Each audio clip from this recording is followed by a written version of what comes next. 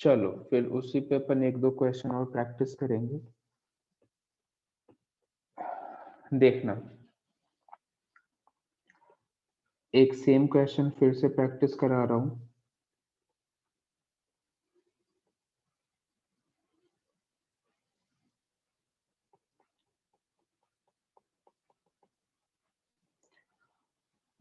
मान लो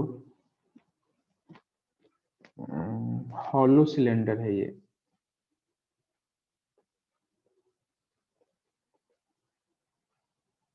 मास m और radius r।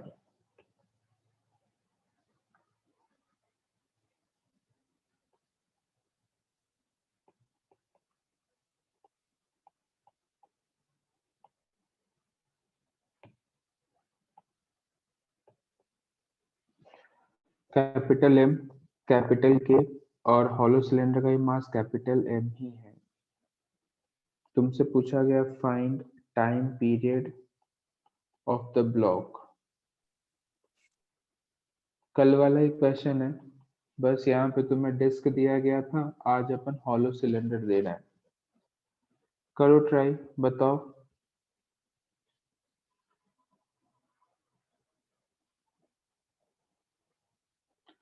कल जैसा ही क्वेश्चन है।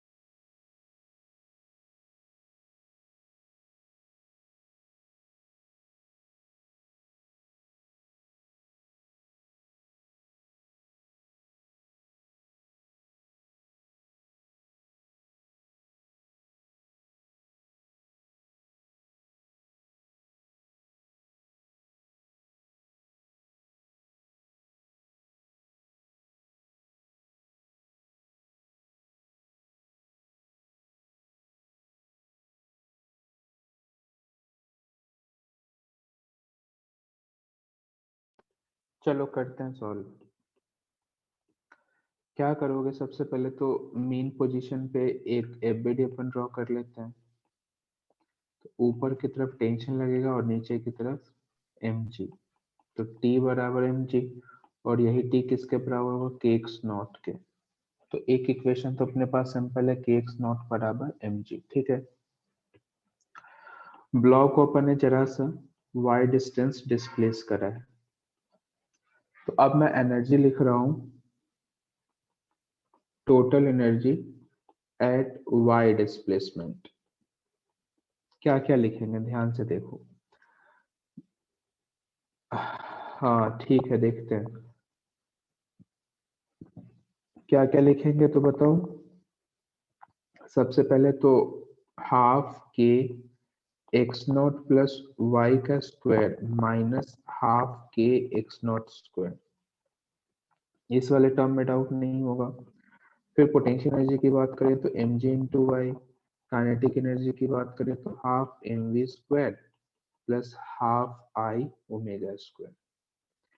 तो ये अपने पास टोटल टर्म बन गया। एक बार इस टर्म को देखो, इसमें कहीं कोई डाउट है तो डाउट्स पूछो, समझ में आ गया हो यस का मैसेज करो, ये जो मैंने एक्सप्रेशन लिखा है।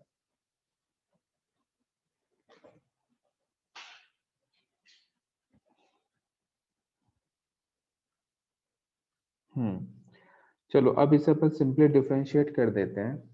तो डिफरेंशिएट करो तो half K two X naught plus Y into D Y by D T minus zero minus M G into D Y by D T, फिर plus half M two V D V by D T, and इधर से plus half I two omega D omega by D T बराबर zero.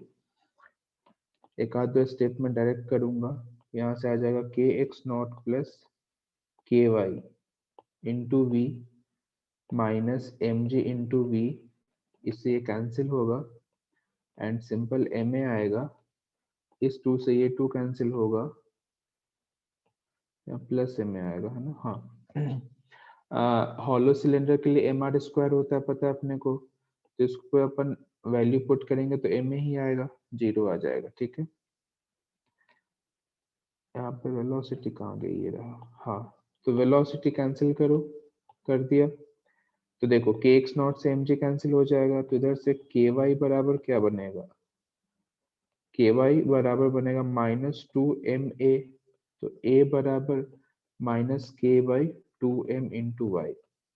ठीक है, तो time period आ जाएगा two pi under root two M by के।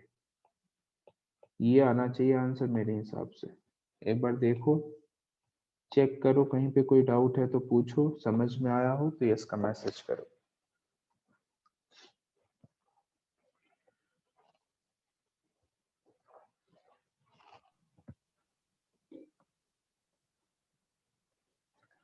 कल जैसा ही क्वेश्चन है, कल अपन ने डिस्क का लिया था केस, आज अपन ने हॉलो सिलेंडर का केस लिया, तो दोनों में बेसिक डिफरेंस क्या आएगा, तो मोमेंट ऑफ इनर्शिया का, बाकी सब कुछ एज इट इज।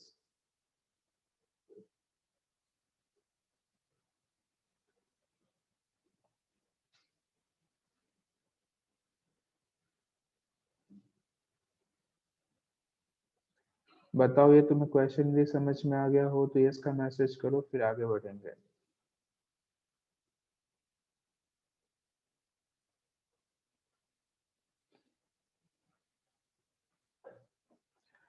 चलो अब इसके आगे अब देखेंगे अपन एंगुलर एसएचएम। तुम्हें याद होगा कि सबसे पहले एसएचएम जब अपन ने स्टार्ट किया था तो ऐसा बताया गया था कि एसएचएम बेसिकली दो पार्ट्स में अपन डिवाइड करते हैं, एक लीनियर एसएचएम और दूसरा एंगुलर एसएचएम। तो अभी तक अपन तो लीनियर एसएचएम पढ़ रहे थे। फिर टाइम पीरियड को सॉल्व करने के लिए अपने पास दो मेथड्स थे, एक फोर्स मेथड और दूसरा एनर्जी मेथड। तो टाइम पीरियड सॉल्व करने का जो फोर्स और एनर्जी मेथड है वो अपन ने दोनों तो देख लिया, लीनियर एसएचएम भी देख लिए, अब अपन देख रहे हैं एंगुलर एसएचएम। तो अब हेडिंग लिखो एंगुलर एसएचएम।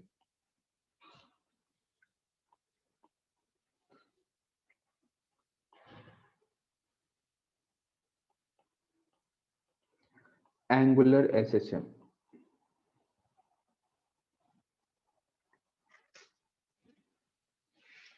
देखो एंगुलर एसएचएम को पहले फील दिलाता हूँ, उसके बाद अपन सॉल्व करेंगे।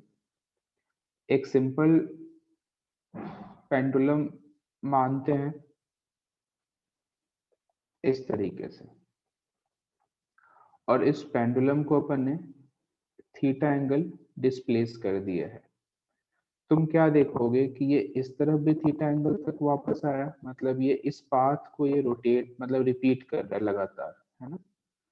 तो डेफिनेटली जब इस पाथ को रोटेट रिपीट कर रहा है तो अपन ये देख रहे हैं कि इस पॉइंट के अबाउट रोटेट या रिपीट कर रहा है। तो मैं इसे मीन पोजीशन कह सकता हूँ। तो देखो मीन पोजीशन से जितना एंगल ये इधर रोटेट किया उतना ही एंगल ये इधर रोटेट कर रहा है, मतलब दोनों जो थीटा है वो क्या है, सेम। तो डेफिनेटली अपन इस थीटा को क्या कहेंगे, मतलब एंगुलर एम्पलीट्यूड कह सकते हो, है ना, क्योंकि ये जो ऑब्जेक्ट है ये मैक्सिमम इस थीटा पे जाता है और मिनिमम मतलब नेगेटिव एक्सट्रीम पे इस थीटा पे जाता है। तो ये इसका एंगुलर एसएचएम का कुछ केस है। एंगुलर एसएचएम का सिंपल सा मतलब है कि अपने मीन पोजीशन के अबाउट रोटेट तो कर रहा होगा, अच्छे से कर रहा होगा, कोई दिक्कत नहीं है, बट इसमें जो मोशन है वो अब लीनियर ना होकर सर्कुलर या रोटेशनल होगा, सिंपल कहने का मतलब, राइट। जैसे अभी तक अपन क्वेश्चन जो पढ़ रहे थे उसमें एक सिंपल स्प्रिंग ब्लॉक सिस्टम होता था और ये जो पार्टिकल है ये लीनियर मोशन कर रहा था, लीनियर, इसमें स्ट्रेट लाइन मोशन हुआ करता था, बट इसमें जो मोशन है वो एंगुलर मोशन है या फिर सर्कुलर मोशन है। तो इस टाइप का जो टाइम पीरियड, इस टाइप का जो एसएचएम होगा उसको अपन एंगुलर एसएचएम कहेंगे। ठीक है, तो तुम्हें बेसिक एंगुलर एसएचएम का कॉन्सेप्ट समझ में आया हो तो यस का मैसेज करो।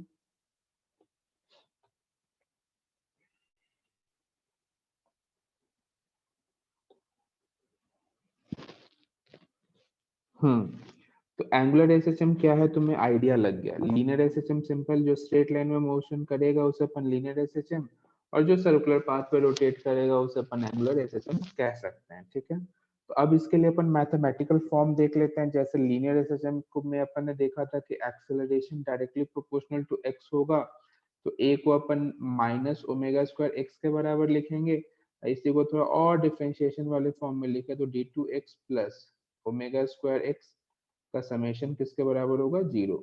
तो ये अपने पास एक सिंपल मैथमेटिकल फॉर्म है लीनियर एसएचएम के लिए। तो क्या ऐसा ही कुछ फॉर्म एंगुलर एसएचएम के लिए भी है क्या, वो अपन चेक करें। कैसे चेक करेंगे, देखो ध्यान से।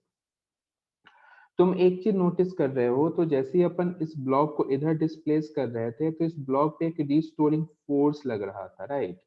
लेकिन जैसे ही यहाँ पे इस वाले केस को तुम ध्यान से देखो, तो जब ऑब्जेक्ट अपने मीन पोजीशन पे था और जब मैंने ऑब्जेक्ट को इधर डिस्प्लेस किया तो क्या हो रहा था, इसका यदि तुम एफबीडी ड्रॉ करके समझो तो यहाँ पे एक एमजी लग रहा था, और ये एमजी का एक टॉर्क लग रहा है। टॉर्क क्यों लग रहा है, देखो, क्योंकि एमजी और ये परपेंडिकुलर डिस्टेंस तो है ना, ये जो लाइन है इसे अपन axis of yes rotation sir. कहेंगे, समझ रहे हो। तो यहाँ पे एक रीस्टोरिंग टॉर्क लग रहा है, मतलब लीनियर एसएचएम में एक रीस्टोरिंग फोर्स लग रहा था, तो इसी के करस्पॉन्डिंग इधर क्या लग रहा है, तो रीस्टोरिंग टॉर्क, राइट। तो मैं ये कहूंगा कि जिस डायरेक्शन में मैंने एंगुलर डिस्प्लेसमेंट किया उसके अपोजिट डायरेक्शन में रीस्टोरिंग टॉर्क लग रहा है। देखो मैंने इसे रोटेट किधर करा, इस तरफ किया, और टॉर्क किधर लग रहा है, इसके जस्ट अपोजिट। तो ये भी समझ में आता है कि रिस्टोरिंग टॉर्क और थीटा जो है वो एक दूसरे के मतलब इन पैरेलल है, राइट। तो यहाँ से भी एक माइनस साइन का फीलिंग तो अपने को समझ में आता है। तो मैं कुल मिला के क्या कहूँ, तो एंगुलर एसएचएम के लिए जो मेरा कंडीशन बनेगा वो सिंपल ये बनेगा कि जो एंगुलर एक्सेलरेशन है अल्फा, समझो ये एंगुलर एक्सेलरेशन है, ये डायरेक्टली प्रोपोर्शनल वाला नहीं है अल्फा, ये डायरेक्टली प्रोपोर्शनल किसके होगा, ये है डायरेक्टली, ये बड़ा कंफ्यूजिंग है यार, ये सबको हटाते हैं तो एक स्टेप आगे लिखता हूँ। एंगुलर एसएचएम का जो एक्सेलरेशन है वो किसके बराबर होगा, minus omega square into theta के, है ना। जैसे एक्सेलरेशन किससे रिप्लेस हुआ, एंगुलर एक्सेलरेशन से, डिस्प्लेसमेंट किससे रिप्लेस हुआ, एंगुलर डिस्प्लेसमेंट से, राइट। तो मैं यहाँ पे सिंपल कह सकता हूँ कि D two theta divide by D T square plus omega square theta का समेशन किसके बराबर, 0। तो सिमिलर ये कंडीशन किसके लिए बनेगा, एंगुलर एसएचएम के लिए। और यहाँ पे अपन रीस्टोरिंग फोर्स की नहीं, रीस्टोरिंग टॉर्क की बात करेंगे, राइट। तो रीस्टोरिंग टॉर्क को अपन सॉल्व करेंगे और उसके बेसिस पे टाइम पीरियड कैलकुलेट करेंगे। पहले इतना नोट कर लो फिर अपन आगे बढ़ेंगे। ये सिंपल पेंडुलम का भी एक बार डायग्राम रफली नोट जरूर कर लेना समझने के हिसाब से।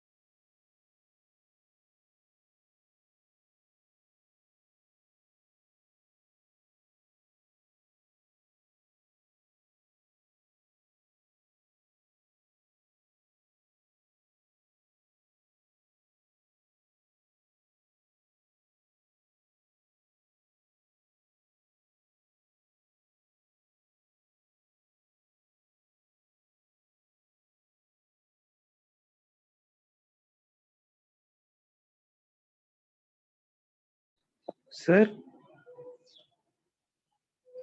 हाँ सर बोलो। सर अगर हाँ हम हाँ। इसका प्रोजेक्शन टॉप में देखें जहाँ पे बंदा है, हम्म। तो वो लीनियर एसएचएम भी कर रहा है ना सर? ऊपर देखिए एकदम। देखो हाँ, इसका ये तुम प्रोजेक्शन देखना चाहते हो तो बिल्कुल अपन कह सकते हैं लीनियर एसएचएम कर रहा है। यदि मैं कहूँ कि एक ऐसा कोई लाइन ड्रॉ कर लो इस तरीके का, और इस लाइन के अबाउट में इसका इमेज देखना चाहता हूँ, तो अभी ये यहाँ पे है, फिर ये ऐसे जाएगा, फिर वापस आएगा, फिर इधर आएगा, लीनियर एसएचएम है। लेकिन ये इसका प्रोजेक्शन है ना, एक्चुअल पाथ इसका लीनियर थोड़ी ना है। समझे यस सर। बात को? इसका एक्चुअल पाथ लीनियर नहीं है, इसका एक्चुअल पाथ तो एंगुलर ही है, सर्कुलर ही है। जैसे यहाँ पे अपन ये नीचे वाले डायग्राम को देखें तो अपन को प्रॉपर समझ में आता है कि हाँ यार लीनियर एसएचएम है, लीनियर ही है, इसमें मोशन लीनियर है। तो डेफिनेटली इसको सॉल्व करने के पर्पज से यदि तुम प्रोजेक्शन लेके फोर्स मेथड यूज करना चाहते हो तो कर सकते हो, कोई दिक्कत नहीं है। बट टेक्निकली देखा जाए तो ये लीनियर एसएचएम तो है ही नहीं, पहली बात। Yes sir. हम्म। चलो नोट कर लिए हो तो एक बार डन का मैसेज करो, फिर अपन इस पे कुछ क्वेश्चंस भी देखेंगे।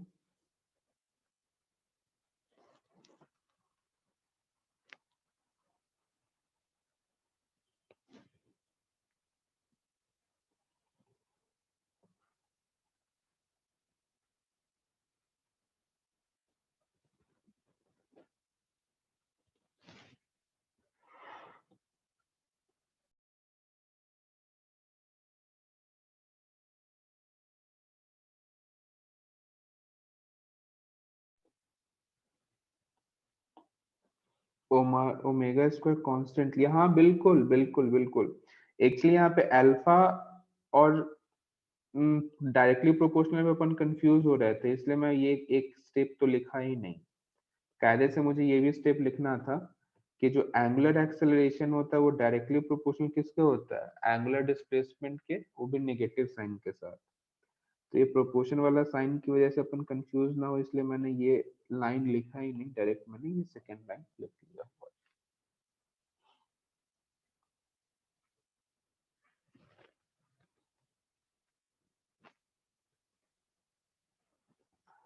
चलो अब इस पे अपन कुछ क्वेश्चंस देखेंगे एंगुलर एसएचएम पे।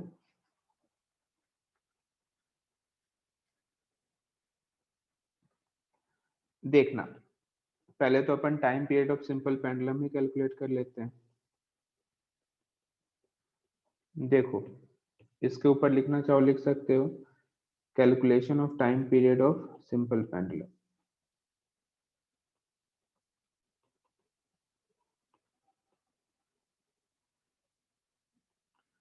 सिंपल पेंडुलम का अपन टाइम पीरियड कैलकुलेट करेंगे, ध्यान से देखना। ये अपने पास एक सिंपल पेंडुलम, लेंथ L, मास m। क्या करेंगे, जैसे वहां पे अपन स्मॉल डिस्प्लेसमेंट करते थे, तो यहाँ पे अपन क्या करेंगे, स्मॉल एंगुलर डिस्प्लेसमेंट करेंगे। तो मैंने इस डायरेक्शन में एंटी क्लॉकवाइज सेंस में मैंने थीटा का एंगुलर डिस्प्लेसमेंट किया है। फिर क्या करोगे, मीन पोजीशन पे एफबीडी बनाओगे, तो इधर mg लगेगा एक अकेला। तो देखो mg जो है वो इस पॉइंट p पॉइंट का वो टॉर्क देगा, और टॉर्क क्या देगा, तो इसका ये है लीनियर डिस्टेंस। और इस डिस्टेंस को यदि मैं लिखना चाहूँ तो L इंटू थीटा लिखूंगा। डेफिनेटली यहाँ पे अपन जो थीटा मानेंगे स्मॉल मानेंगे, लार्ज एंगल तो अपन काउंट करेंगे ही नहीं। ठीक है, तो मैं सिंपल तुमसे कहूँ कि मुझे ना रिस्टोरिंग टॉर्क बताओ, तो तुम कहोगे mg into L into theta, यही तो बोलोगे। और इसका डायरेक्शन किधर होगा, तो डायरेक्शन इस तरफ होगा, क्लॉकवाइज होगा। और मैंने जो थीटा का डिस्प्लेसमेंट किया किधर किया, एंटी क्लॉकवाइज। राइट, तो दोनों ही एक दूसरे के जस्ट अपोजिट हैं। तो यदि मैं सिंपल कहूँ कि जो मेरा रिस्टोरिंग टॉर्क है उसको क्या मैं आई अल्फा लिख सकता हूँ, तो बिल्कुल लिख सकते हैं, कोई दिक्कत नहीं है। तो रिस्टोरिंग टॉर्क को अपन किससे रिप्लेस करेंगे, आई अल्फा से, है ना। तो देखो पहले ये समझो कि जो रिस्टोरिंग टॉर्क है वो negative of M G L theta के। क्यों negative of M G L theta के, क्योंकि मैंने थीटा को तो एंटी क्लॉकवाइज माना, और जो मेरा रिस्टोरिंग टॉर्क है वो क्लॉकवाइज है। तो ये एंटी क्लॉकवाइज और क्लॉकवाइज को कंपनसेट करने के लिए क्या करना होगा, एक नेगेटिव साइन देना होगा। राइट, तो मैं सिंपल क्या करूंगा कि I alpha equals to minus M G L into theta. अच्छा, इस स्मॉल बॉब के लिए पी पॉइंट के अबाउट यदि तुम टॉर्क देखो, टॉर्क कह रहा हूं मोमेंट ऑफ इनर्शिया, तो सिंपल एम आर स्क्वायर लिखोगे, लेकिन आर यहाँ पे एल के बराबर है तो एम एल स्क्वायर आ जाएगा। तो M L square into alpha बराबर minus M G L into theta. तो एल से एल कैंसिल, एम से M cancel, and alpha equals to क्या आएगा, minus G by L into theta. अब तुम क्लियरली देख सकते हो कि जो अल्फा है वो directly proportional to negative of theta है। दैट मीन्स जो कांस्टेंट वैल्यू है वो किसके बराबर होगा, जी स्क्वायर के। तो ओमेगा यहाँ से simple under root G by L लिख सकते हो, और टाइम पीरियड यदि अपन देखें तो 2 pi under root L by G. तो ये अपना सिंपल टाइम पीरियड आ गया, t equals to 2 pi under root L by G. एक बार नोट करो, समझ में आया हो तो यस का मैसेज करो पहले, फिर नोट करना। और इसका पाथ अपन चाहे तो इस तरफ भी ड्रॉ कर सकते हैं, है ना। हाँ, और ये इस तरीके से रोटेट करेगा।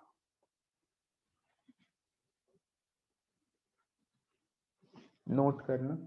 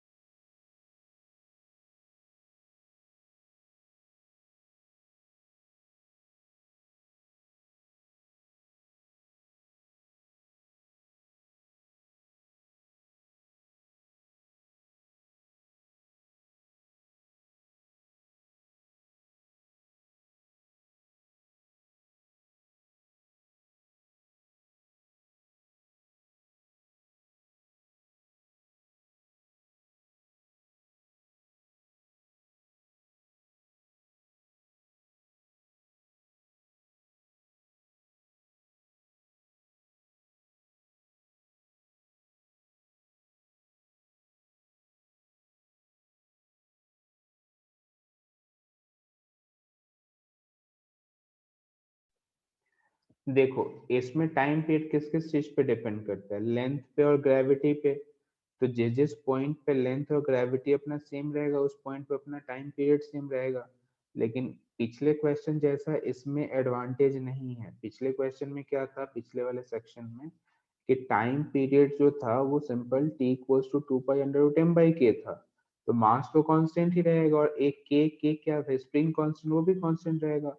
तो वो एक एडवांटेज था। बट यहाँ पे एल और जी हमेशा ही चेंज होगा। अपन इस पर भी अपन डिफरेंट डिफरेंट केस देखेंगे, बट इसमें उतना ज्यादा एडवांटेज नहीं है पिछले क्वेश्चन जैसा, मतलब पिछले सिचुएशन जैसा। नोट कर लिए हो तो डन का मैसेज कर देना।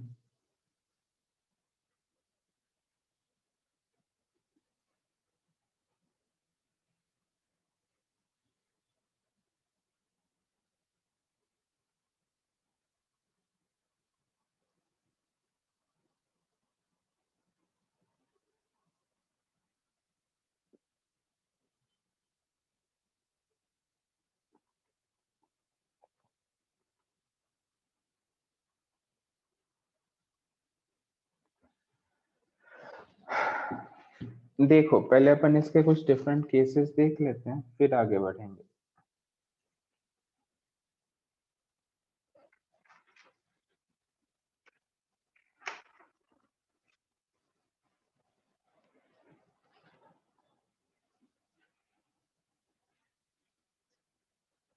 हाँ, मैं एक पॉइंट ये भी बता दूं कि किसी भी सिंपल पेंडुलम का टाइम पीरियड यदि 2 सेकंड हो तो उसे अपन सेकंड पेंडुलम भी कहते हैं, है ना।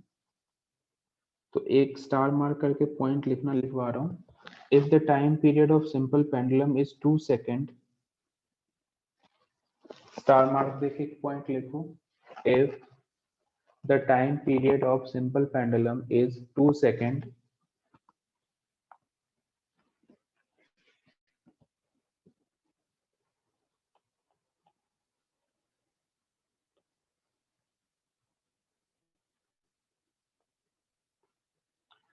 time period of simple pendulum is 2 seconds, then it is called second pendulum.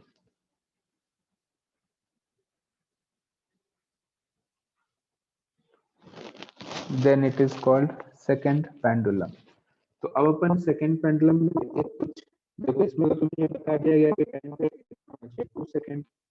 यदि तुम्हें सेकंड पेंडुलम बनाना है तो तुम्हारे पास क्या ऑप्शन होगा, देखो t equals to 2 pi under root L by G, तो t 2 सेकंड 2 पाई और यहाँ से l बाई जी, 2 से 2 कैंसिल, तो सिंपल आएगा 1 by pi equals to L by G, दोनों तरफ स्क्वायरिंग कर दो, तो 1 by pi square equals to L by G. And मैं तुम्हें बताऊं तो ग्रेविटी लगभग पाई स्क्वायर के बराबर होता है, क्योंकि पाई होता है 3.14 इंटू 3.14 करोगे तो अपन इसे लगभग काउंट कर लेते हैं कि जी जो है वो पाई स्क्वायर के बराबर है। तो यहाँ पे लेंथ तुम्हें कितना आएगा 1 मीटर। कहने का मतलब जब तुम 1 मीटर स्ट्रिंग लेंथ लेते हो और 1 मीटर के हेल्प से तुम कोई सिंपल पेंडुलम बनाते हो तो वो अपना सेकंड पेंडुलम जैसा ही होगा। क्यों? क्योंकि उसका टाइम पीरियड 2 सेकंड के बराबर होगा। क्या तुम समझ पाए? तो सेकंड पेंडुलम में यदि तुम्हें लेंथ ऑफ स्ट्रिंग बोर्ड पूछा जाए तो अपन सिंपल क्या लिखेंगे, g अपॉन पाई स्क्वायर। यदि अपन टेक्निकल वर्ड में लिखना चाहें तो लेंथ यदि टेक्निकल वर्ड में लिखें तो g अपॉन पाई स्क्वायर, और अप्रोक्सीमेट की बात करें तो 1 मीटर।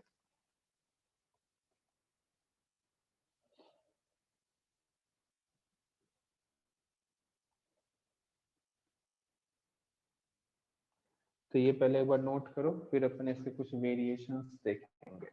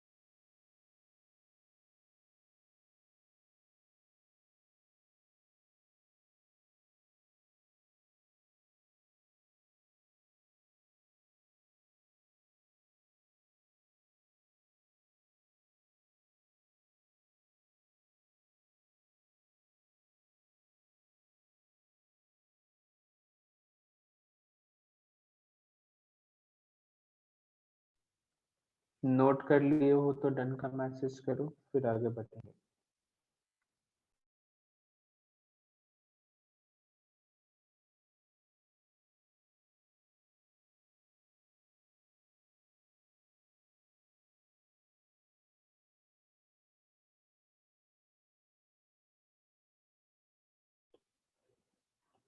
देखना, अब इसमें अपन वेरिएशन देखेंगे, जिसमें केस फर्स्ट देख रहे हैं पहले। केस फर्स्ट में क्या दिया गया, एक लिफ्ट है, लिफ्ट के अंदर एक सिंपल पेंडुलम इस तरीके से हैंग किया हुआ है। तो इसका पाथ सिंपल यहां से यहां तक, मास m, लेंथ l। पहला है when acceleration of lift is upward. Upward से कितना, a है मैग्नीट्यूड। तो इसके टाइम पीरियड पे क्या फर्क पड़ेगा या नया टाइम पीरियड क्या होगा, ये तुमसे पूछा है। एक बार सोचो, 2 मिनट का टाइम देता हूँ, फिर मैं बताऊंगा। एक सिंपल पेंडुलम है जिसे एक लिफ्ट में प्लेस कर दिया है और लिफ्ट ऊपर की तरफ ए एक्सेलरेशन से मूविंग है। तो अपने से बोला गया है टाइम पीरियड कैलकुलेट करने को।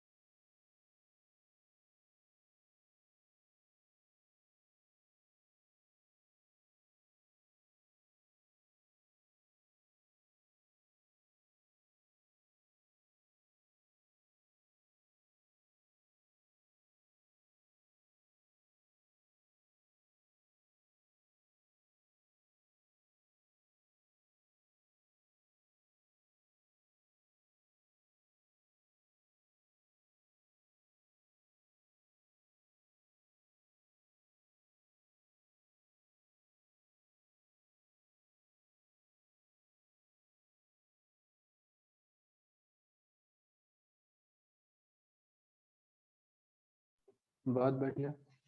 देखो कैसे सॉल्व करेंगे इसको समझते हैं पहले तो।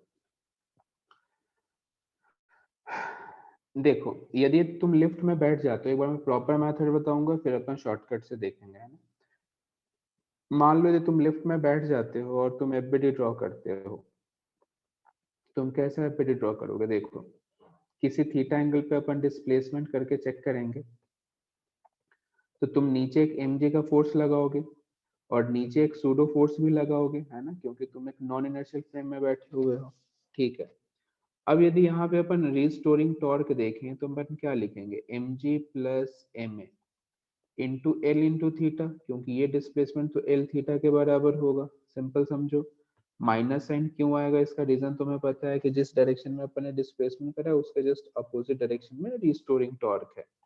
तो आई अल्फा इक्वल्स टू आएगा M G plus M G A into L into theta, तो theta equals to minus of M G plus M G A upon L, और नीचे आएगा M L square into theta. तो L से L cancel हो जाएगा and तुम यहाँ से क्लियरली देखोगे कि एम से एम भी कैंसिल है and time period equals to 2 pi under root L upon G plus ए।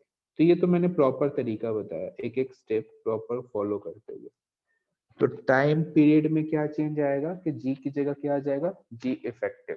पहले ये नोट करो फिर अपन इसका शॉर्टकट देखेंगे जिसमें अपन डायरेक्ट देख के आंसर बताया करेंगे।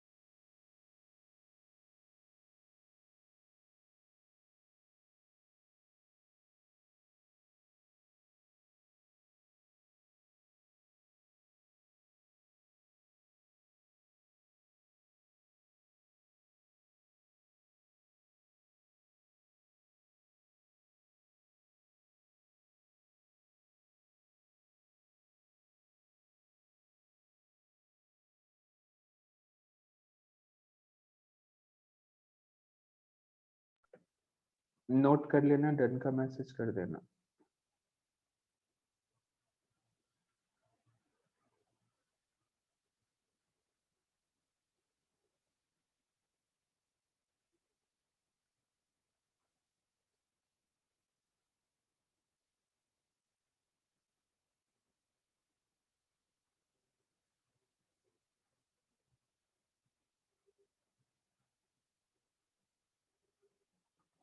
चलो अब इसकी का अपन शॉर्टकट देखते हैं, ध्यान से देखना।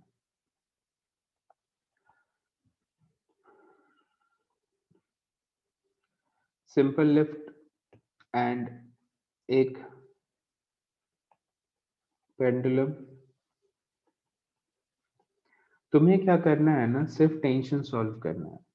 जैसे जब ये मीन पोजीशन पे हो तो उस टाइम पे तुम टेंशन सॉल्व करो। टी ऊपर लगेगा, नीचे एम जी, तो क्या लिखोगे, T minus M G equals to M A. तो टी बराबर आएगा M G plus M A. ठीक है, और टी को तुम्हें एम जी इफेक्टिव से रिप्लेस करना है, एम जी इफेक्टिव से। तो यहाँ से आएगा एम जी प्लस ए, एम से एम कैंसिल। तो मुझे समझ में आता है कि जो जी इफेक्टिव है वो किसके बराबर है, जी प्लस ए के बराबर है। और टाइम पीरियड का जो फॉर्मूला है 2 pi under root L by G, तो यहाँ पे जी की जगह अपन क्या लिख सकते हैं, जी इफेक्टिव। तो टाइम पीरियड की जगह पे सिंपल क्या लिखेंगे, 2 pi under root L upon G effective है कितना, G plus A, direct answer. समझ पाए क्या तुम? सिंपल अपने को मीन पोजीशन पे टेंशन सॉल्व करना और टेंशन की जगह एम जी इफेक्टिव से रिप्लेस कर देना है, और जो भी आंसर आएगा जी इफेक्टिव की जगह वहां पे रिप्लेस कर देंगे अपन आंसर। तो ये था case first, when lift is moving upwards with acceleration A. सोचो सेकंड केस यदि मैं देखूं, जब लिफ्ट डाउनवर्ड एक्सेलरेशन ए से मूविंग होगा तो क्या चेंजेस आएगा, बताओ जल्दी से। लिफ्ट जो है वो अब डाउनवर्ड एक्सेलरेशन ए से मूविंग है, तो टाइम पीरियड में क्या चेंज आएगा, जी इफेक्टिव कितना होगा ये बता दो, जी माइनस है, बिल्कुल सही है ना, बिल्कुल माइनस का साइन आएगा, बिल्कुल सही बात है। तो बहुत आसान है, जब ये लिफ्ट सेकेंड केस, अब ये नीचे की तरफ ए एक्सेलरेशन, कांस्टेंट एक्सेलरेशन ए से मूविंग है, तब इसके लिए अपन सिंपल देखें, ये अपने पास बॉब एंड ये सिंपल ऐसा पाथ, ठीक है। तो अपन इसके लिए टेंशन देखें तो ऊपर टेंशन टी लगेगा, नीचे क्या लगेगा, M G, and acceleration A है नीचे की तरफ। तो M G minus tension equals to M A, सही लिख रहा हूँ। तो यहाँ से टेंशन क्या आएगा बताओ, M G minus M A. तो सिंपल एम कॉमन लेके जी माइनस ए, तो टेंशन जो है यहाँ पे वो किसके बराबर है, एम जी इफेक्टिव के, और एम जी माइनस एम से एम कैंसिल होगा, और जी इफेक्टिव रिप्लेस होगा जी माइनस ए से। तो time period equals to 2 pi under root L upon G minus A, answer. Note करना, इसके ऊपर लिख लेना, when lift is moving downward with a constant acceleration A.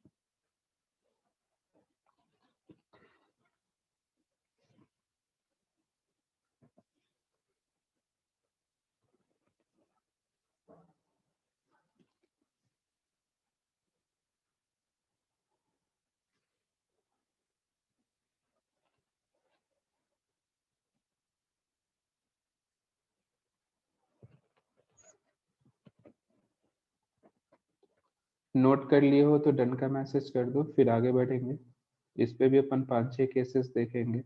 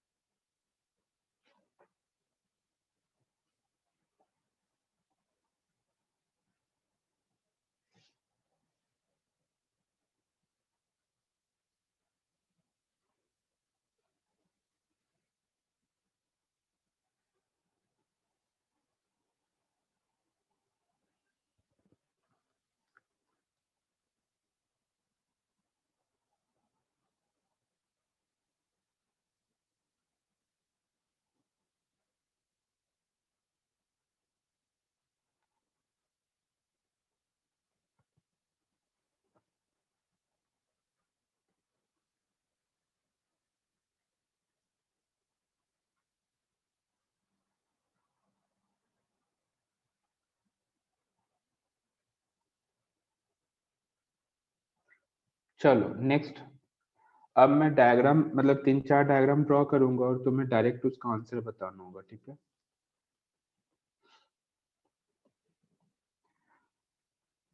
Bob and इस पे चार्ज है +Q, एक यूनिफॉर्म इलेक्ट्रिक फील्ड, नीचे की तरफ स्विच ऑन किया हुआ है। इसके लिए टाइम पीरियड बताओ। मास m, charge Q, electric field ऊपर की तरफ स्विच किया गया और ऐसा अपने को बताया गया कि QE कम है किससे, mg से। ये इसलिए लिखते हैं ताकि स्ट्रिंग स्लैक ना हो, स्ट्रिंग ढीली ना पड़ जाए, simple. Third case, simple Bob, charge Q और यूनिफॉर्म इलेक्ट्रिक फील्ड इस पर हॉरिजॉन्टल है। तीनों ही केस के लिए टाइम पीरियड कैलकुलेट करो।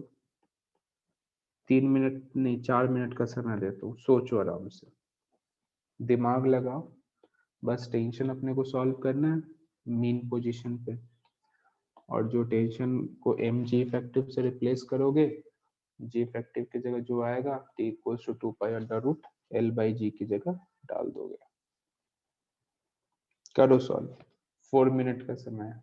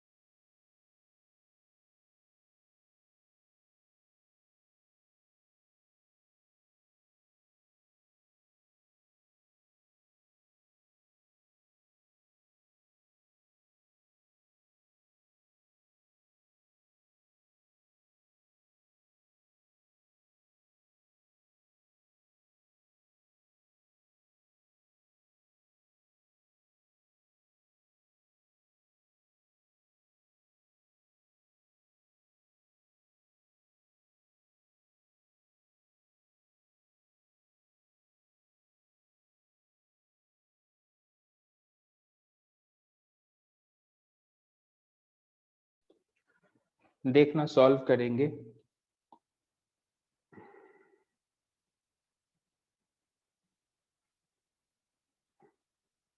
आंसर सही बताए तो हो, लेकिन कहीं कहीं मिस्टेक कर दिया यार।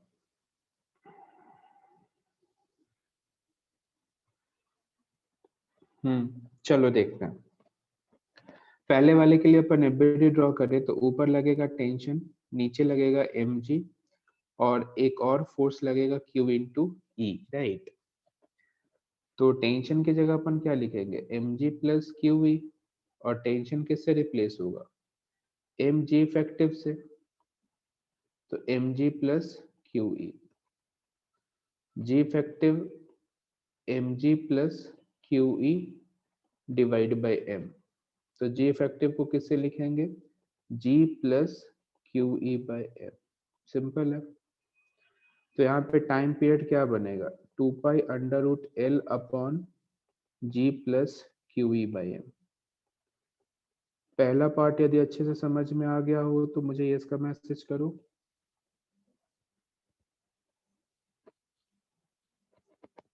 दूसरे पार्ट के लिए मैं डायरेक्ट आंसर लिखूंगा, 2 pi under root L G minus Q E by M, right. Direct answer दूसरे के लिए। अब मेन है थर्ड। थर्ड के लिए क्या करें ये अपन सोचेंगे। First and second I hope कि किसी को डाउट नहीं होगा, राइट। अब अपने को थर्ड पे सोचना है कि थर्ड पे कैसे क्या होगा। सोचो सोचो, पहले ये नोट कर लो फिर सोचो। 2 मिनट का एक्स्ट्रा टाइम दे रहा हूँ थर्ड के लिए, सोचो। किसी को समझ आ गया हो तो माइक ऑन करके बता सकते हो।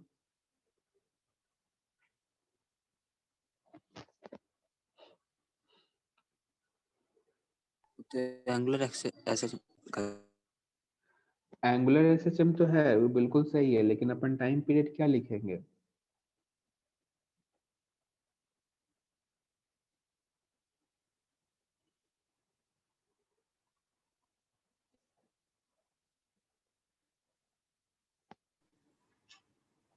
सर उसको थोड़ा सा स्मॉल डिस्प्लेसमेंट करा के फिर टेंशन के कंपोनेंट देखेंगे। बिल्कुल, उसके बाद फिर टेंशन का कंपोनेंट उसके डायरेक्शन में जो सर परपेंडिकुलर कंपोनेंट आ जाएगा, तो फिर उसके बेसिस पे जी इफेक्टिव निकालेंगे। सॉल्व किए क्या, कितना है जी इफेक्टिव। चलो फर्स्ट सेकंड तो मैं समझ में आ गया है। अब अपन थर्ड देखते हैं। देखो थर्ड एक के लिए अलग से डायग्राम ड्रॉ कर देता हूँ फिर से। सिंपल, यहाँ पे मास m और चार्ज q और horizontal electric field switch on किया गया। देखो डेफिनेटली ये इसका इक्विलिब्रियम पोजीशन तो नहीं है। ऐसा क्यों कह रहा हूँ, क्योंकि देखो इसका इक्विलिब्रियम पोजीशन कुछ ऐसा बनेगा, आगे की तरफ QE का फोर्स लगेगा, नीचे की तरफ mj का फोर्स लगेगा, और इस तरफ एक टेंशन लगेगा। समझ में आता है, सही है ना। तो ये इसका इक्विलिब्रियम पोजीशन होगा। सपोज करो मैंने एक सिंपल कहा, और ये इसका इक्विलिब्रियम पोजीशन इसलिए भी है क्योंकि इस वाले पॉइंट पे नेट फोर्स 0 है, और तुम्हें पता है ना नेट फोर्स जब 0 होता है उस पॉइंट को अपन मीन पोजीशन कहते हैं। तो इसका मीन पोजीशन यहाँ पे रहेगा। अब यदि तुम फर्दर इसे डिस्प्लेस करते हो, यदि मान लो तुमने इसे यहाँ पे डिस्प्लेस करा, तो फिर ये इस तरीके से एसएचएम करेगा। अब इसका प्लेन कुछ इस तरीके का, मतलब ऐसा इस वाले पाथ में ये एंगुलर एसएचएम करेगा। ये इसका पाथ है सिंपल। अब यदि मैं तुमसे कहूं कि मुझे टेंशन बताओ, तो एक मेथड तो मेरे पास डायरेक्ट है कि t इक्वल्स टू मैं लिख सकूं कि mg square plus QE square का अंडर रूट, है ना। तुम चाहो कि सर ये आया कैसे, तो सिंपल जैसा उसने बताया टेंशन के कंपोनेंट्स कर लो। एक तो आएगा t sine theta equals to QE, और एक आ जाएगा t cos theta equals to mg। दोनों को स्क्वायर करके ऐड कर दो, दोनों को स्क्वायर करके ऐड करोगे ये एक्सप्रेशन बनेगा, राइट। तो मैं यहाँ से एक पॉइंट नोटिस करूं तो t बराबर m कॉमन निकालना चाहता हूं, तो under root of G square plus Q E by M का होल स्क्वायर आएगा, है ना। और यहाँ पे मैं क्लियरली देख सकता हूँ कि जी इफेक्टिव की जगह है क्या, under root G square plus Q E by M का स्क्वायर। यही तो है जी इफेक्टिव की जगह। तो मैं टाइम पीरियड क्या लिखूंगा, 2 pi under root L upon under root G square plus QE by m का स्क्वायर। क्या तुम समझ पाए? तो मुझे यस का मैसेज करो। तुम्हें ये टाइम पीरियड यदि समझ में आया हो तो यस का मैसेज करो, सभी को मैसेज करना है। क्या करा, नेट फोर्स सॉल्व करा मीन पोजीशन पे और जी इफेक्टिव के बराबर कर दिया। अब यहाँ पे G effective under root of G square plus Q E by M का स्क्वायर आया, तो अपन क्या कर सकते हैं, तो लिखेंगे जो आया अपन। सर हाँ बोलो। सर क्यू को एन से रिप्लेस कर सकते हैं ना, क्यू को एन ई एम से। एन ई एम से, एन ई क्यों? अच्छा सॉरी सर, मतलब कॉन्टिन्यूएशन। हाँ वही वही वही मुझे लगा, वही कहीं तुम कंफ्यूज हो गए हो।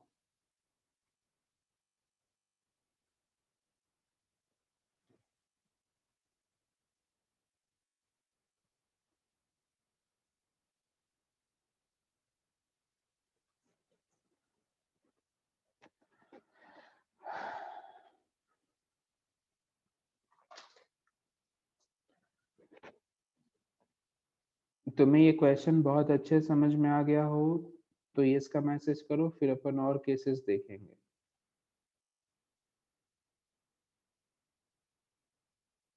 सर बोलो। सर डाउट था, जैसे ये चार्ज क्यू ई है तो इस पे फोर्स लग रहा है क्यू ई, तो सर वो ठीक है, पीछे की तरफ जाएगा तो फिर उतना ही फोर्स लगेगा उस पे भी, फिर भी बिल्कुल बिल्कुल बिल्कुल बिल्कुल, ये तुम ये याद कम करो। डिस्टेंस ट्रेवल करेगा, वो पीछे जाएगा तो। हाँ मैं समझ गया तुम्हारे माइंड में क्या प्रॉब्लम चल रही है, मैं समझ गया।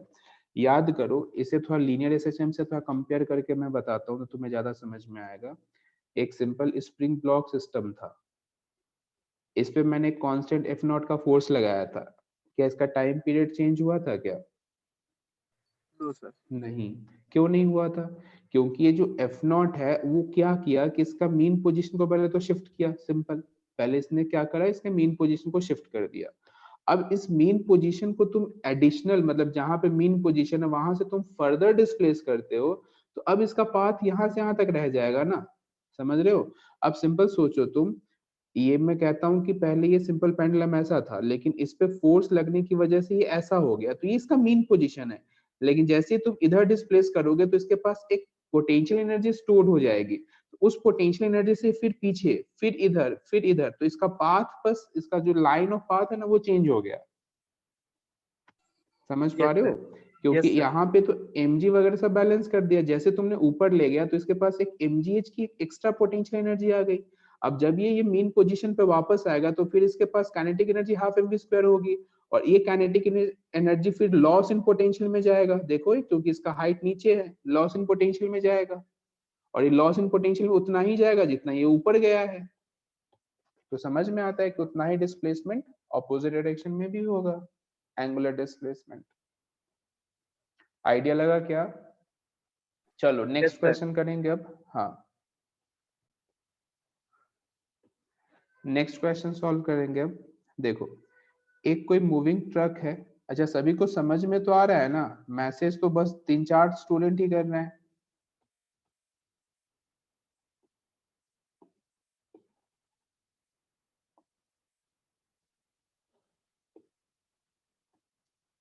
खैर चलो, एक ट्रक है, समझना ध्यान से।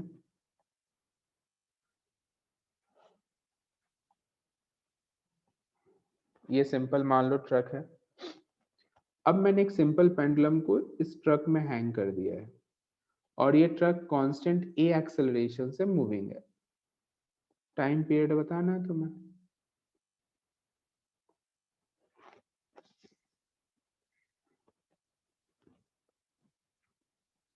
कांस्टेंट एक्सेलरेशन ए से मूविंग है, तो तुम्हें इसके लिए टाइम पीरियड बताना है, क्या होगा टाइम पीरियड।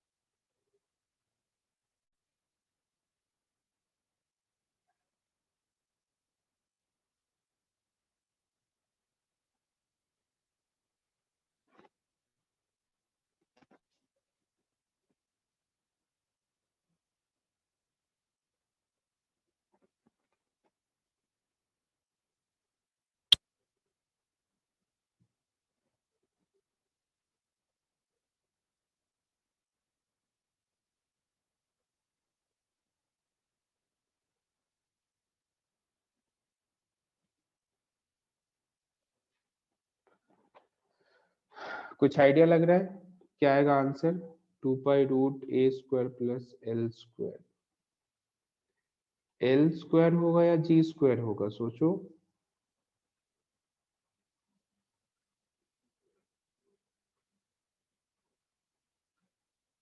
g², सही है, बिल्कुल सही आंसर है।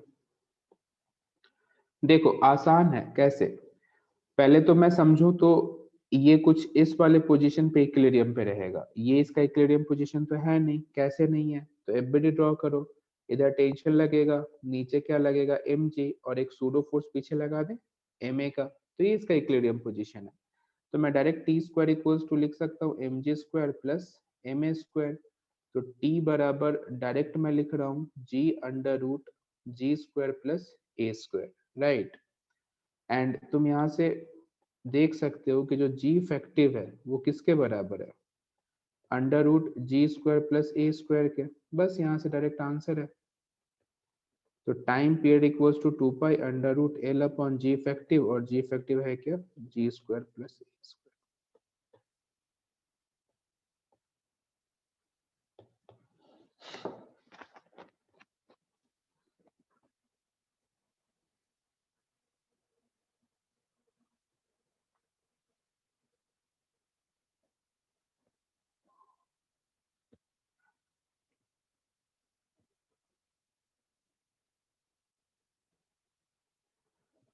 समझ में आ गया हो ये, इसका मैसेज करो, फिर नेक्स्ट क्वेश्चन देखेंगे।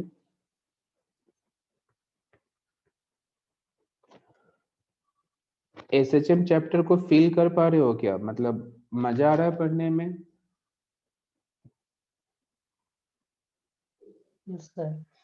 हम्म, बहुत इंटरेस्टिंग चैप्टर है, मुझे बहुत पसंद है ये चैप्टर। खैर आगे देखेंगे, कुछ और क्वेश्चंस देखते हैं। मान लो इसी ट्रक में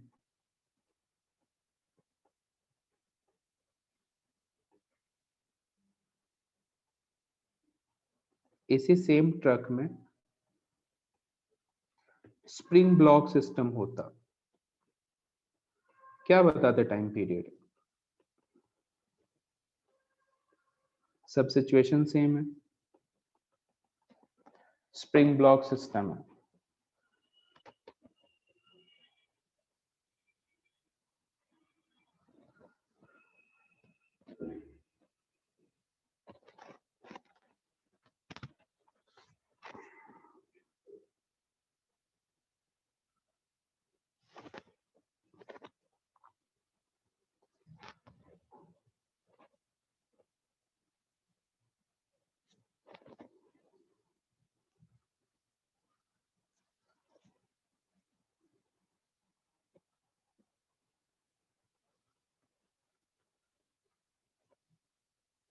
सेम, बिल्कुल सही आंसर है।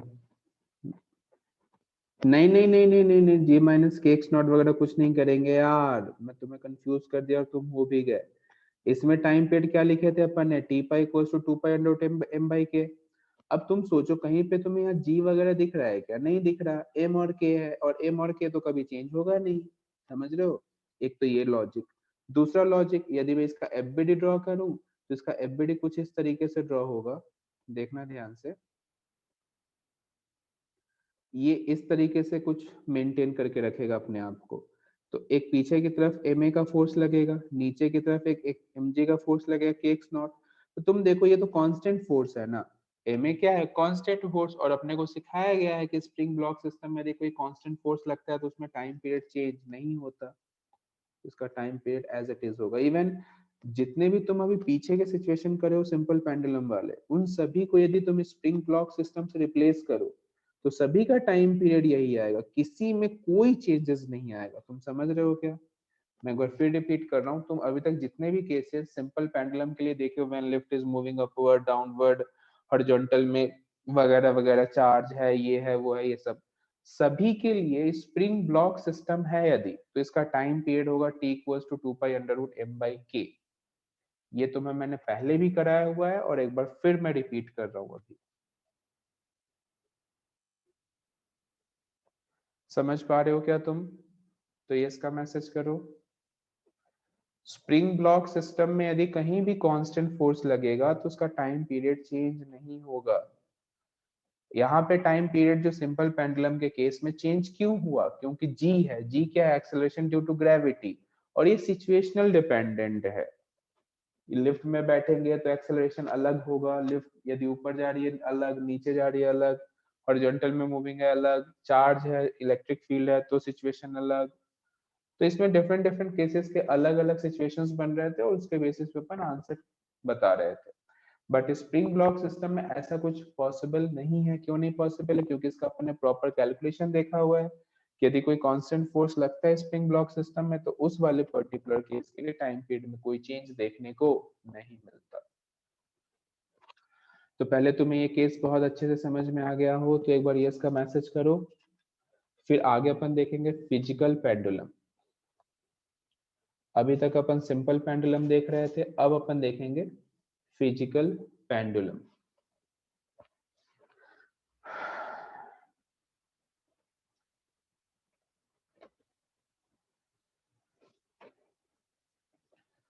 एक लेक्चर में अपना एसएचएम कंप्लीट हो जाएगा, एक आधे लेक्चर में।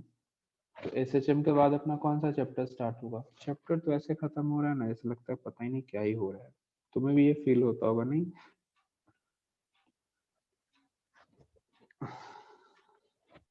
एसएचएम के बाद स्टार्ट होगा वेव या जीपीएम, देखते हैं कौन सा चैप्टर है।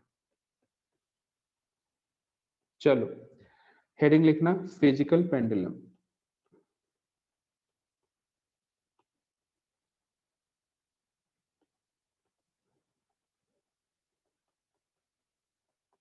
देखो पहले तो अपन फिजिकल पेंडुलम कहेंगे किसे, ये समझ लो। फिजिकल पेंडुलम को यदि मैं तुम्हें फील कराऊं तो जैसे घरों में अपन दीवार पे कोई फोटो वगैरह टांगे रखते हैं। मान लो ये कील इस तरीके से अपन यहाँ पे अपन ने टांग के रखा हुआ, सपोज करो कोई पोर्ट्रेट है, फोटो टाइप कुछ मानते हैं। इसे अपन जरा सा डिस्प्लेस कर देते हैं तो क्या तुम इसे ऐसे ऐसे ऐसे ऐसे ऐसे ऐसे ऐसे ऐसे होते देखते हो क्या? ऑब्वियसली सभी ने देखा होगा, है ना? तो देखो यहाँ पे ये जो एक स्ट्रक्चर है कोई फिजिकल ऑब्जेक्ट की तरह है, राइट? तो इसीलिए इसे अपन फिजिकल पेंडुलम कहेंगे। यहाँ पे अपन एक देख रहे हैं तो स्क्वायर प्लेट है, रेक्टेंगुलर प्लेट है। कभी तुम देखो तो डेस्क है, मान लो डेस्क में हमने यहाँ पे कील ठोक दी और इसको फिर सेम वही काम किया, मतलब कील के आसपास थोड़ा सा जगह खाली छोड़ दे ताकि वो रोटेट कर सके। जब फिर तुम इसे स्मॉल डिस्प्लेसमेंट करते हो तो ये भी ऐसे ऐसे ऐसे ऐसे ऐसे ऐसे ऐसे करता रहता है। या फिर मान लो कोई अपने पास स्केल है, स्केल इस टाइप का, और फिर तुम यहाँ पे कोई स्केल को चेंज कर दो, मतलब सर वॉइस फ्री क्लियर नहीं आ रोटेट। रही। अच्छा आवाज साफ नहीं आ रही, एक मिनट।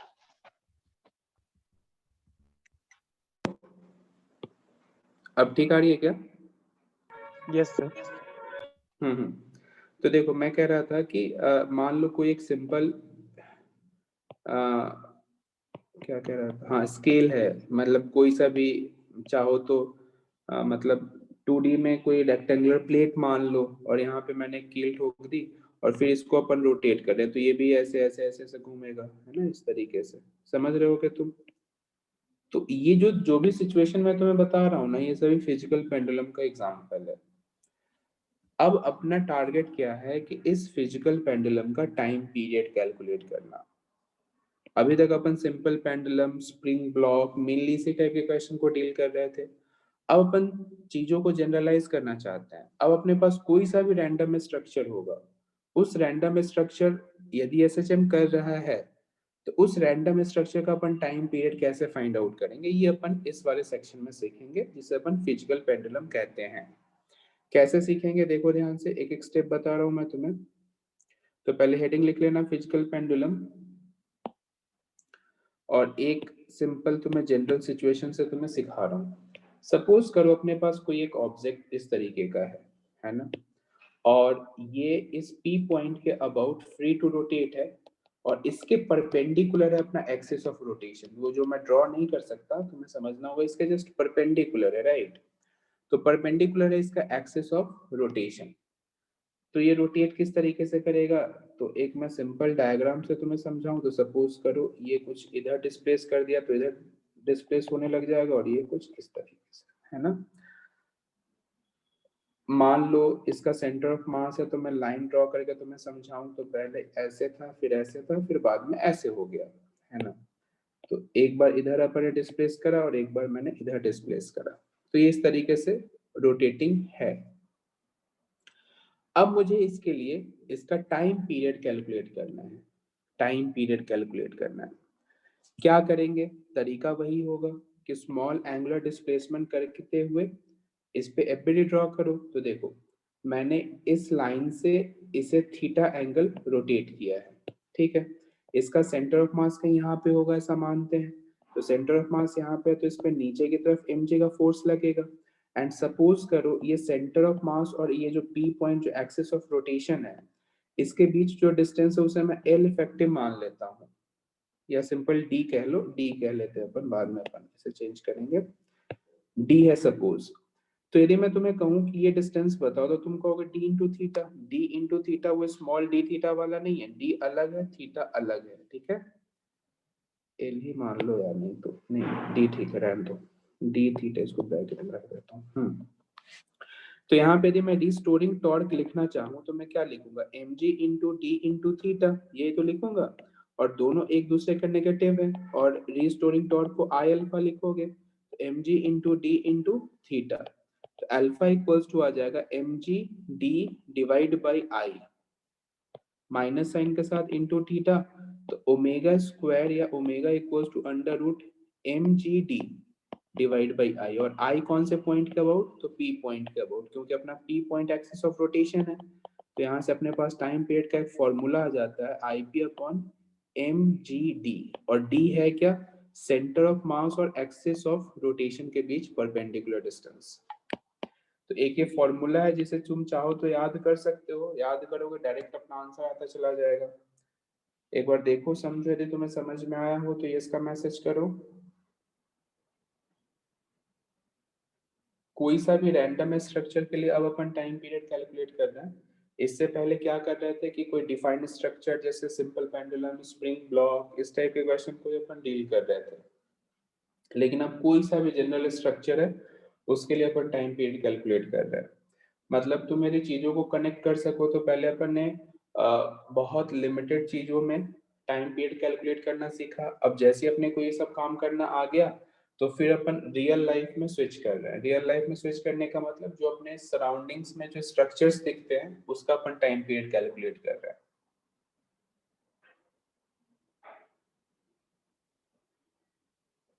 क्या तुम्हें इसका कैलकुलेशन समझ में आया हो तो ये इसका मैसेज करो।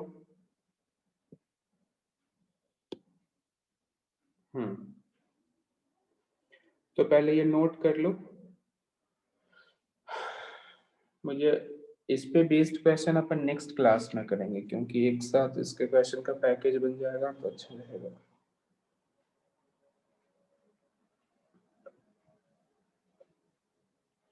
एंड अब मैं होमवर्क दे देता हूँ, क्योंकि इसमें मिक्स्ड था तो होमवर्क देने में नहीं बन रहा था।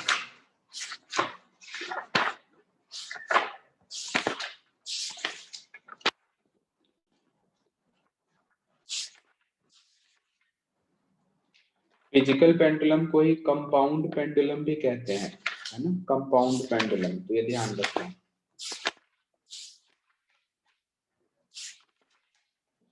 सबसे पहले तो पेज नंबर 184 एंड 185 पे कुछ 9 इलस्ट्रेशंस हैं, टोटल 9।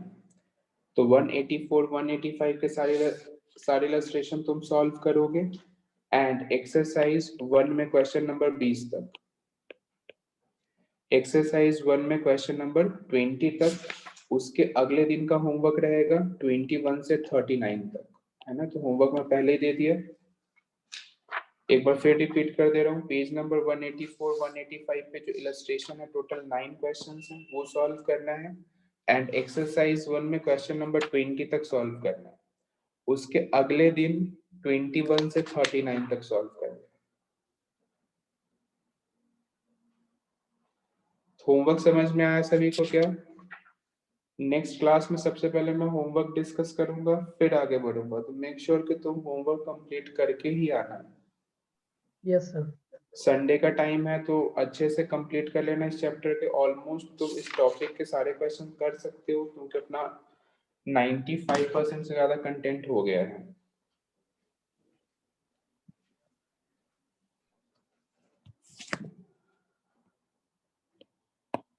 ठीक है, फिर आज अपन यही पे एंड करते हैं, ब्रेक ले लो। नेक्स्ट क्लास में इसके आगे अपन कंटिन्यू करेंगे, इस पे बेस्ड क्वेश्चंस देखेंगे एंड कॉम्बिनेशन ऑफ एसएचएम पढ़ाऊंगा। तो चैप्टर अपना यहीं पे कंप्लीट हो जाएगा।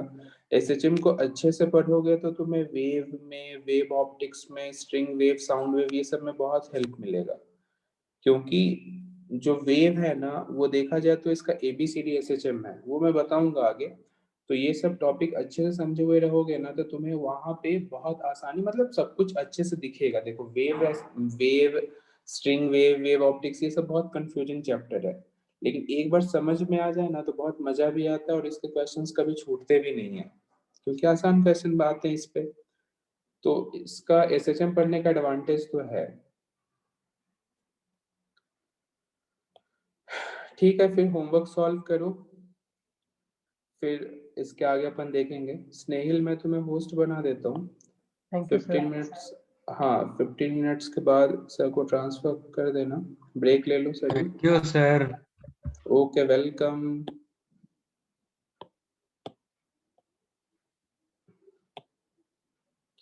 मीटिंग एंड कर, सॉरी मीटिंग एंड कर रहा हूँ, रिकॉर्डिंग को स्टॉप कर दे।